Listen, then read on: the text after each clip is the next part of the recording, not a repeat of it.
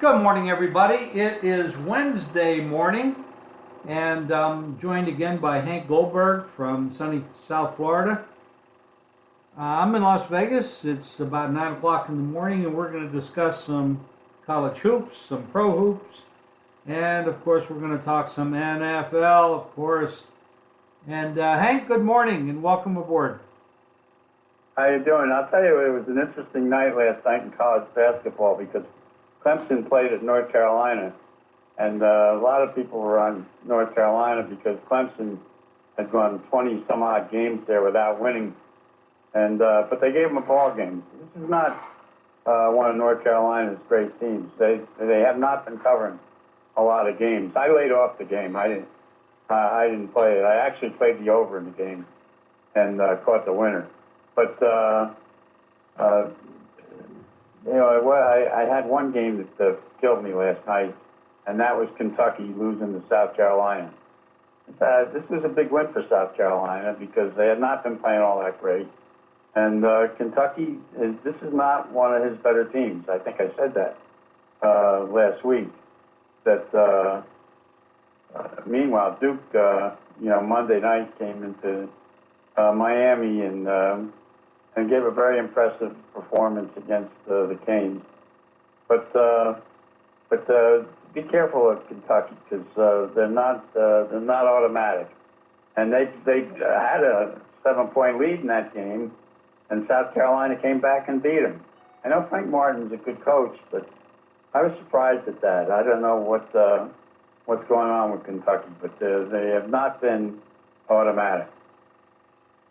Well, it definitely isn't one of his better teams.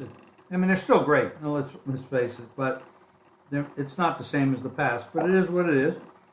I don't agree. They're not great.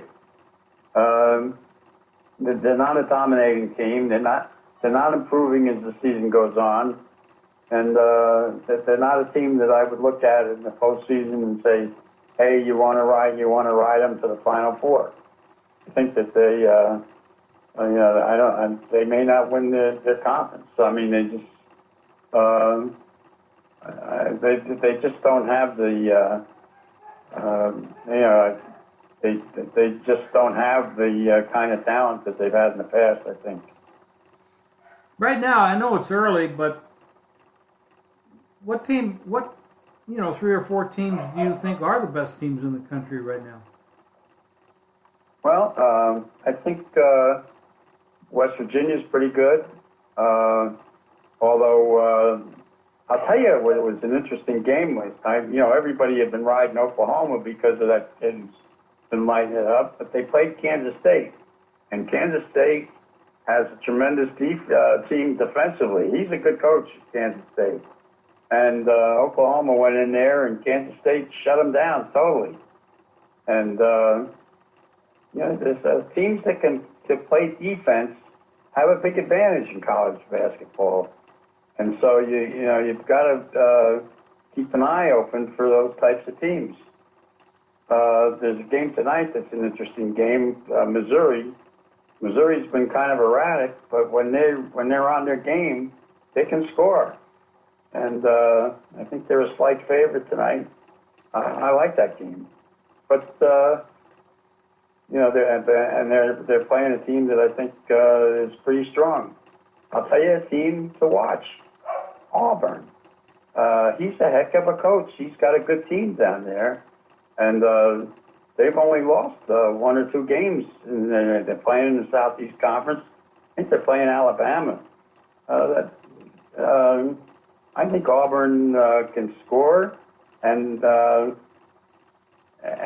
they play a little bit of defense now, which is not for one of Bruce's teams is characteristic.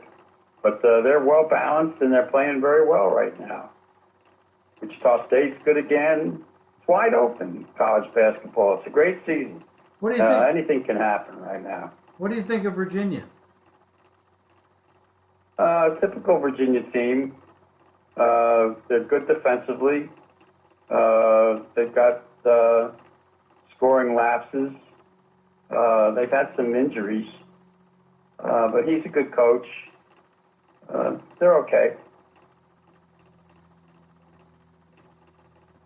Anybody out west that's in the western part of the country? Arizona State is good. They've lost a couple of games recently. They've got an interesting game tonight.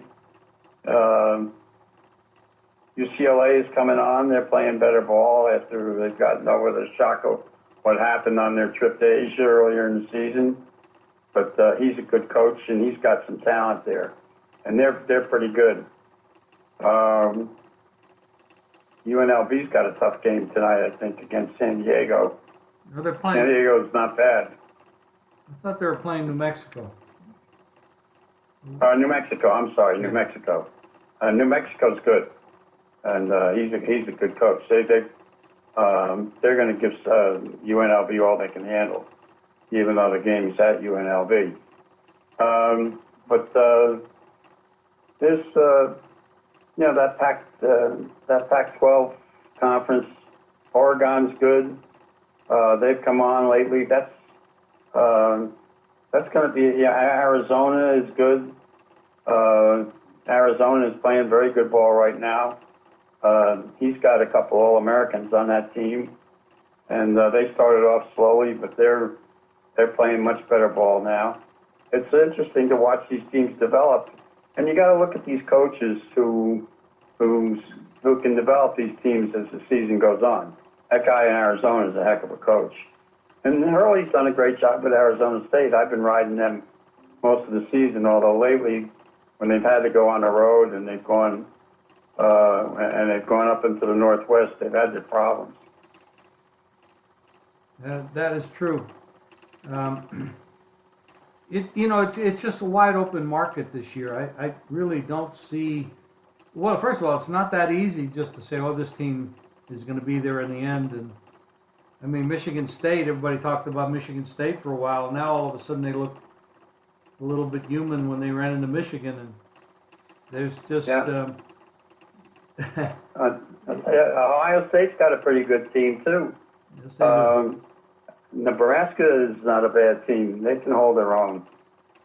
Kansas, everybody's waiting for Kansas to emerge. I'll tell you, West Virginia's good.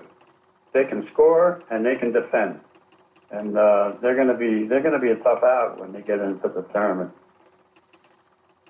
You were talking a little bit about, well, you mentioned Auburn earlier, and I'm just looking at their log right now. They're 16-1 on the season, which is pretty damn good, and but more importantly for our pocketbook, they're 11-4 against the spread at home, 6-2, on the road 5-2. They've been very solid. Now, they're playing Alabama tonight. Alabama's a little bit lesser of a team. Of course, it's never easy to win on the road, so that's a tough game, especially in conference. But that is a very good team. I mean, when you look at these spread records of some of these teams, then you can kind of see where. Well, it's pretty easy to see if a team is doing very well against the spread. They're underrated. If they're doing very well, they're underrated. Like a team like South Florida, they're 3-11 against the spread. They're not a very good team, but I'm just looking across the board here at some of these teams. Now that doesn't mean you could go out and bet on teams with good spread records, and again, you got to see how they do home and away and all their ratings and where their tendencies are. But it's like Xavier, 16-3 on the season. Against the spread, they're 13-6. That's excellent. And all of these teams that are like that have that talent, that can win games, can cover spreads, we're going to have a hell of a final, a March Madness. It's going to be wide open, and it's probably, I like it like that because anybody can step up and win it instead of knowing pretty well who's going to do it. That's pretty. I'm sorry. Yeah. So that's pretty interesting. Now, switching over to the NFL for a moment, I know you have some pretty good insight in some of these games that you'd like to share, Hank? Well, first of all, Monday we had a conversation about how the ticket distribution goes in the Super Bowl. And the home team gets X number of tickets, and the two competing teams get X number of tickets. There was some precedent for years ago when the Rams were home in one of the Super Bowl games. So this wouldn't be the first time there's a home team. But the rule goes like this. The home team, the host team gets X number of tickets, and the visiting and the two teams get X number of tickets. If the game is played in a host city, they take the number of tickets that normally go to the host city, and they split them between the two participating teams, so that the two teams will get an equal number of tickets. So if Minnesota were to play, let's say hypothetically, if Minnesota were to play at home, I mean the Super Bowl is in Minnesota, in case someone doesn't know that, and if Minnesota wins this week and they play at home in the Super Bowl against, New England, how many tickets would go to the Minnesota fans? I know the ticket prices are going to be very high, so they're not allocated to the people who have those seats for the season. You have to go in and buy them again, correct? Well, they go into a lottery to see who gets the tickets, the season ticket holders, and they get X percentage of the available tickets.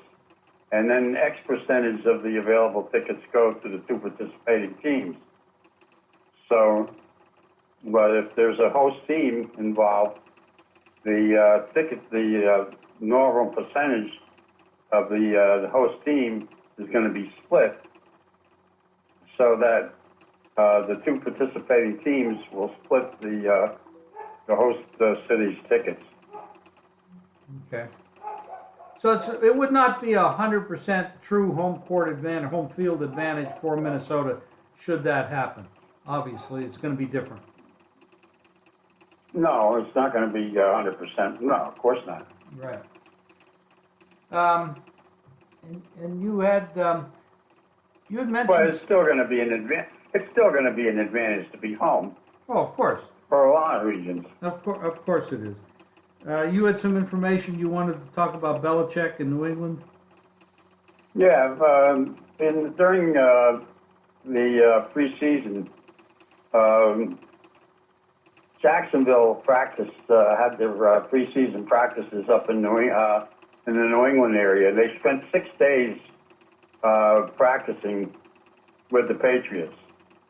So they had 6 days of drills with the Patriots during preseason practices, where they went at each other in every kind of practice session that you can imagine.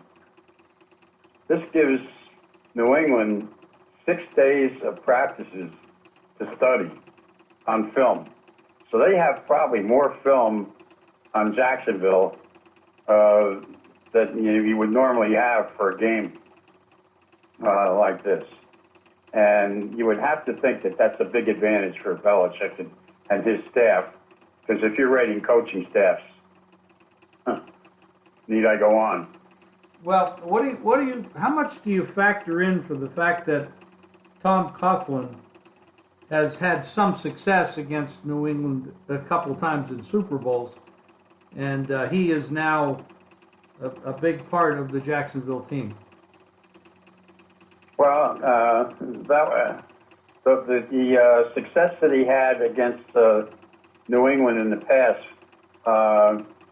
who was the last time New England lost a playoff game? I think it was against Jacksonville. The quarterback for New England, his name begins with a Z. I forgot his name now. It was a little bit of a different situation. Of course. Of course it is. Well, it's going to be a good weekend, and the college hoops. Hank and I both. But you know something, Coughlin, don't kid yourself. Coughlin, I don't mean you don't kid yourself. I'm talking to the people who are listening. Coughlin is involved in the practices. He's on the field with the team during the week, and you know he's got input into preparation for this game. Now, and this is a typical Coughlin team, where you know you've got the dominating offensive and defensive line play going into this game, and a strong running game, and that's been the trademark for Coughlin's teams. That's And right. It's got his fingerprints all over it. Hold on a second, Hank. Hold on. Okay, let's go. We had a little pause there. Okay, Scott Zolak was the quarterback for New England the last time Jacksonville beat him. New England is 12-1 against Jacksonville in the past. You're a trend player. You might want to take that into account. The other thing is that they're coming off a tough game against Pittsburgh. On the road again. That doesn't help them. And you know what? Now the number's high. You're going to have to pay if you want New England.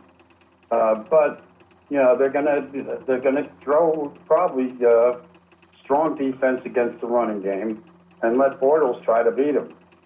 Yeah, if you could believe in Bortles, good luck to you.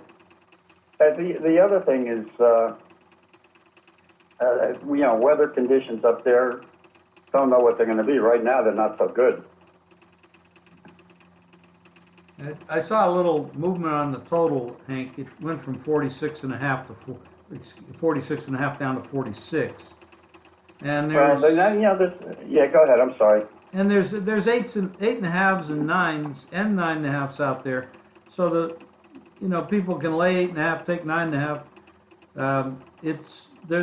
But there's not huge differences, but there are some differences out there in the market. Well, there's another question about the defense. Everybody talks about how great their defense is, and how good their pass rush is, and the matchup. Their defense hasn't been great over the last month.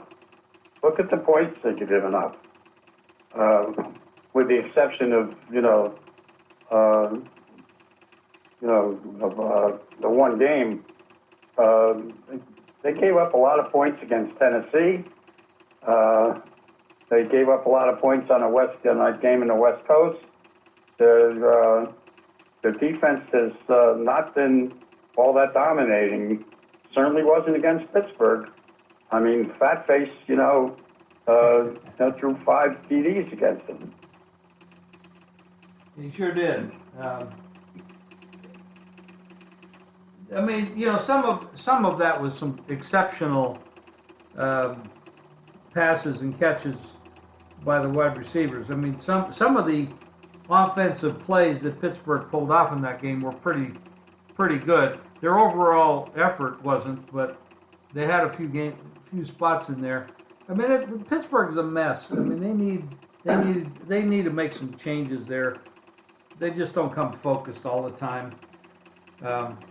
There's a pretty big. Well, they had some very questionable play selection in that game. Horrible. But they moved the ball up and down the field, except for the early part of the game. Yeah, they did. Nobody projected what happened in that game. The total in the game was like 40-40.5. Both teams went over the total by themselves. Yeah. So there was not I had the under. So did I. So did I. It was very. I've got a question for you. I've got Minnesota at 16-1 to win the conference. All they have to do is win this game, and I'm going to make a nice score. So I'm trying to figure out how much I should play on the Eagles, because I can get 3.5 points. I'm going to have to play something, because either way I'm going to win some money. Well, you have them to win the conference, right? That's not a Super Bowl bet. No, it's a conference. Right. So I'm in a pretty good position going into this game. I don't have to handicap the game. I just have to. I just have a betting position to take. Well, you can look Now at. I can handicap the total in the game, but it's a fairly low number. People are expecting a low-scoring game. And what's the current weather in Philadelphia, and what's the projection? I don't know. I'm waiting to see.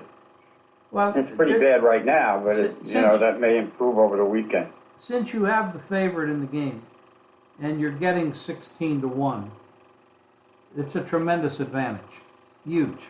Yep. You can do two things, in my opinion. You can bet Minnesota or Philadelphia plus the 3.5 for a piece of your action, and you can actually win both sides of the bet should Minnesota win by 1, Right. 2, or 3. You can also go in and bet Philadelphia for some of your hedging money on the money line, in case. Yeah, I looked into that. I looked into that. It's not good enough. You get I think if you just I can win a lot more if I just take the money and take what I'm going to bet and go for a middle than I could for the money line bet. Okay, well then you know what to do. It's a. Yeah, but the money line isn't that significant. No, because you have to look at this game in a little bit different situation.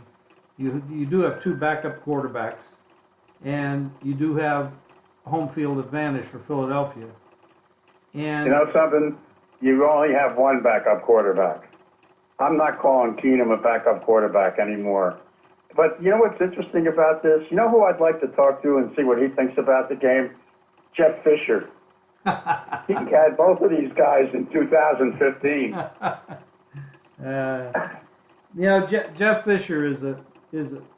I know he's a friend of yours and everything, but what's happened this year has not helped his resume at all. But Yeah, but he knows something about football, and he had both of these guys for a season. And Keenum started 11 times, and Foles only started 5 games for him that year. Personally, I like Keenum better than Foles, but I think the situation is the fact that they're playing at home. You got a dome team playing on the road, outside. The weather does come into play, and Philadelphia at home, being an underdog, is a psychological issue that Philadelphia used to their advantage last week, and they'll use it to their advantage again this week. That they're an underdog. I would agree with that, except for one thing. Minnesota is also kind of there are a lot of people, including their coach, who has never fully endorsed Keenum, and nobody expected Minnesota to get this far. They've had to overcome the fact that they lost their starting quarterback and their star running back early in the season, and people have said all year that they can't get here, and they got here.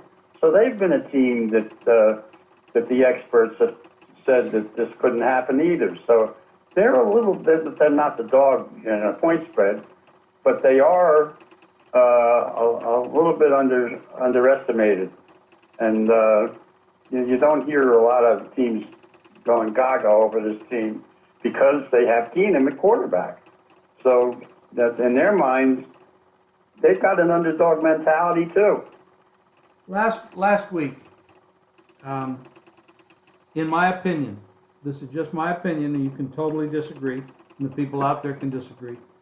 Philadelphia played a much better football game last week in controlling Atlanta. Now, granted, we're talking about two different opponents, but Philadelphia was more in control of their game with less mistakes. Minnesota had a 17-0 lead, and they totally blew it in the second half and were absolutely the luckiest team on earth to come away with that victory. So They were, but they also were playing a much. I'm going to tell you something. The Saints were a much better team than Atlanta was this year.